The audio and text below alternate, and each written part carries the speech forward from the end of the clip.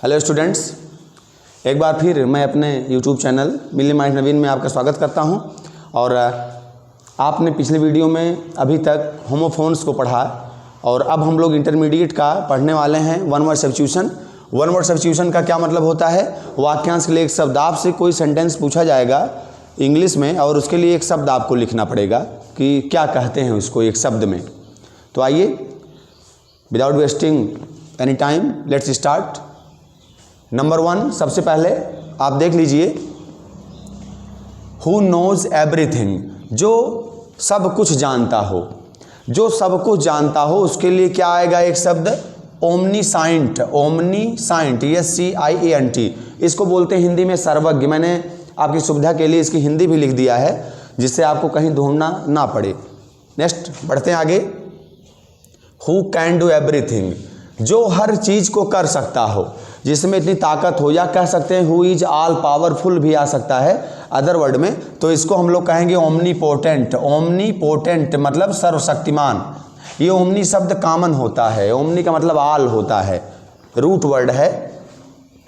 Who is present everywhere, जो हर जगह प्रस्तुत हो, उपस्थित हो, उसको सर्वत्र कहते हैं। अंग्रेजी में हम लोग कहेंगे ओमनी प्रेजेंट। ये आपका हो गया। हम लोग सीरियल से ही आगे बढ़ रहे हैं, जो पढ़ेंगे स्टेप बाय स्टेप पढ़ेंगे विथ रूल्स, जो भी हैं नियमता पढ़ने वाले हैं। नंबर 4 है गवर्नमेंट बाय गॉड। ईश्वर के द्वारा अगर शासन किया जाता है तो इसको थियोक्रेसी बोलते हैं। थियोक्रेसी को हिंदी में कहते हैं धर्मतंत्र। नंबर 5 गवर्नमेंट बाय पीपल, लोगों के द्वारा शासन। जनता अगर शासन करती है तो उसको क्या बोलते हैं? प्रजातंत्र बोलते हैं। इंग्लिश में कहते हैं डेमोक्रेसी। आप इसको नोट कर लीजिएगा। Next one, government by thieves. Thieves या करप्ट पीपल, भ्रष्ट लोगों के द्वारा या चोरों के द्वारा अगर शासन किया जाता है तो उसको बोलते हैं क्लेप्टोक्रेसी।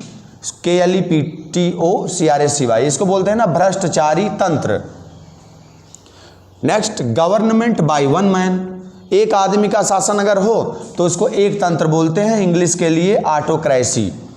इसके बाद गवर्नमेंट बाय किंग, राजा अगर शासन करता है, राजा द्वारा शासन को राजतंत्र बोलते हैं, इसको किंगशिप बोला जाता है या फिर मोनार्की।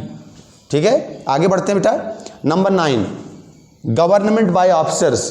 गवर्नमेंट बाय ऑफिसर क्या होता है? अफसर अगर शासन करें तो बोलते हैं ब्यूरोक्रेसी, नौकरशाही बोलते हैं, या दूसरे भाषा में अफसरशाही भी कह सकते हैं।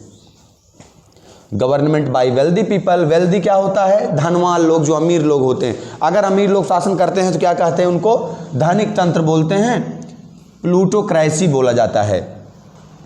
Number 11 government by one with all the power, एक आदमी शासन करे लेकिन सारी शक्ति उसी में ही हो तो तानाशाह बोलते हैं, जैसे हिटलर था। ऐसे ही है डिक्टेटरशिप। डिक्टेटरशिप का मतलब है तानाशाही। नंबर 12 है government by so many people are crowd, जहां पर बहुत सारे लोग शासन करें या भीड़ शासन करे उसको भीड़ तंत्र बोलेंगे, उसके लिए मोबार्की है। ठीक है, मॉब मतलब भीड़ होता है। तो आप इसका स्क्रीनशॉट ले लीजिए। इसके बाद आगे हम लोग नेक्स्ट पढ़ने वाले हैं।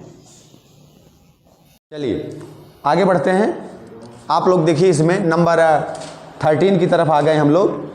Government by few indecent people, कुछ इंडिसेंट पीपल अगर शासन करते हैं तो उनको क्या बोलते हैं? ऑलिगैर्ची, मतलब इनको कहते हैं ना कुलीन तंत्र।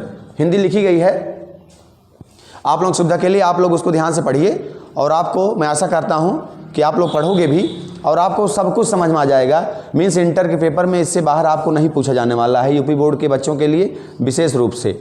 और कोई भी बोर्ड हो, मीन्स ऐसे ही वन वर्ड सब्स्टिट्यूशन आते हैं और आप लोग इसको ध्यान दीजिएगा और ध्यान से पढ़िए। और मेरी शुभकामनाएं आप लोग साथ हैं। आगे बढ़ते हैं। Government by few decent people are nobles, कुछ अगर संभ्रांत लोग शासन करते हैं ना उच्च वर्ग के, तो इसको अभिजात तंत्र बोलते हैं या उच्च तंत्र भी बोला जा सकता है। ठीक है, आगे देखिए। Who can neither read nor right, जो ना तो लिख पाए ना पढ़ पाए उसको क्या बोलते हैं भैया? निरक्षर, अनपढ़ कहेंगे ना, इलिटरेट बोलते हैं उसको। ILLITERATE, आप स्पेलिंग देख लीजिएगा। One who is not touched, जो छूने लायक ना हो, जिसको लोग छूते ना हो। पहले ये बीमारी अपने देश में चलती थी आज भी शायद कुछ ट्राइब्स में होगा, तो देखते हैं जिसको कोई छूता ना हो या छुआ ना जाता उसको अछूत बोलते हैं। In English we call it untouchable. Untouchable 3 syllable word हो गए आपके। नेक्स्ट देखते हैं 17, who sees to the bright side of life, जो जीवन में हमेशा प्रकाश को देखता हो, जो कभी निराश होता ही ना हो, हमेशा देखता हो कि हाँ ये हो जाएगा, कभी निगेटिव थिंकिंग नहीं रखता, उसको आशावादी कहते हैं। इन इंग्लिश ऑप्टिमिस्ट, आशावादी।